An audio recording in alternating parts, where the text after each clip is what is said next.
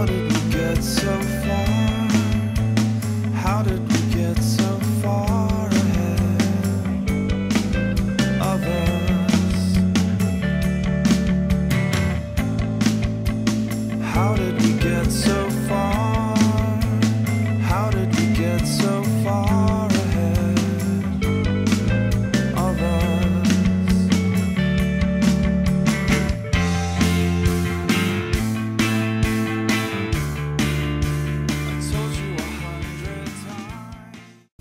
You know, and get people to start thinking about wellness as opposed to illness, I think it'll have a greater impact on tribal survival. Does that make sense? It does, but people do need to understand where they're going, where they come from, so they can understand where they're going.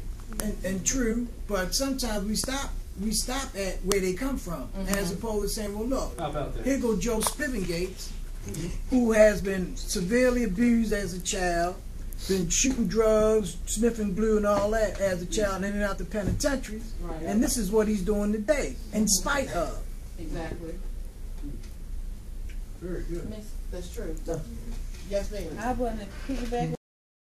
I've been a child who had trauma too. You know, well, I was a child who had trauma, a lot of severe trauma.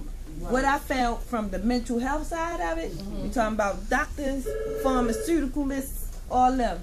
They're in the business of making money. So to keep, every time you go to that therapist's office, the first thing they ask you, how you feeling? They make you fill out that 1 to 10 form, how you feeling. Next thing, they want to keep going, reliving your past or the trauma. And it never gets beyond that, because you sit in your doctor's office, he asks you the question about your trauma, you get to going negatively in your trauma, and you stay stuck there. But then you catch on to that as you know, self getting, you know, better or whatever, and the next time you don't want to go in there and talk about the negative trauma, you out the door, because you're not worth what they want to hear. It's all a big circle. That's what I mean. If we focus more on the other side, it gives them an option, and it empowers them to make a choice to move towards a solution to the problem that they're living with. But understand what you're saying, they have to first understand this trauma, Right. and what to do with it. So, and about the question you asked about stress, Hopkins worksheet. Oh, how well I know. I know too. Knowing what we fight, how our life is every day, and how we better ourselves. We do this for about a year and a half or so. What happens? We're feeling comfortable. We're feeling relaxed. We're getting better in the community and society. What happens? Boom, they up and change our psychiatrists. We have to go through this process all over again. And it's like opening up the wound and making it deeper and deeper, instead of reversing the wall that we so-called build up to shelter ourselves from the pain, the anxiety, the misery, the hatred, the fear, everything that involves trauma. So as far as respecting trauma, I respect that. But each and every one of individual trauma is psychologically, emotionally, physically, and downright messed up. Carl, I was speaking. What are some recommendations for her treatment? What are some additional services that she needs in your home or wherever she is if she's not going to be returned to your home? You know, so that when 2 o'clock in the morning and you're having problems.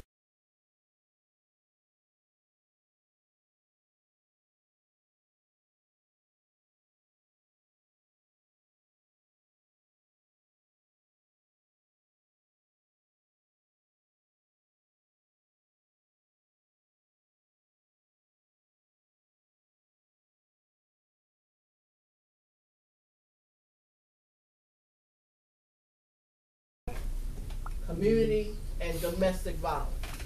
Okay? So, when we talk about media violence, what kinds of things come to mind? Just shout them out. TV. TV, like what's on TV?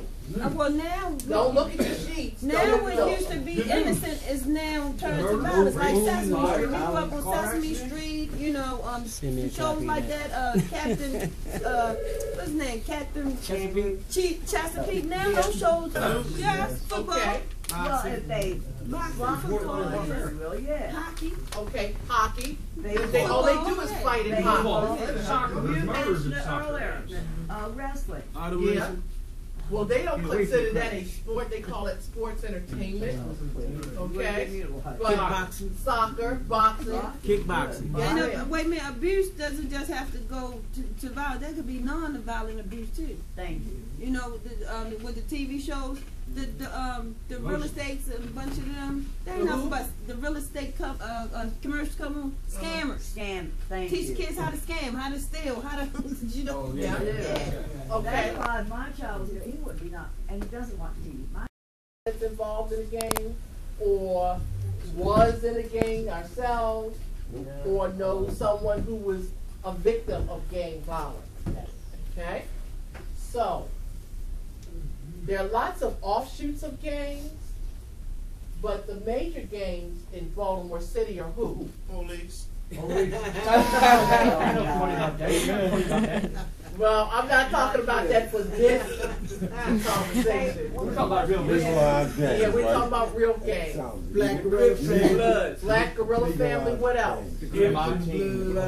The Bloods. The Dirty white boy. by sneaking and watch. So that started off the chain of future problems. Well, I kind of agree with you to a point. I mean, children, adults are curious. Kids are curious. And we want to know things. But tell children what they need to know in age-appropriate terms. Tell them for what they need to know and not give them extra information that they don't need or that they can't handle. Okay?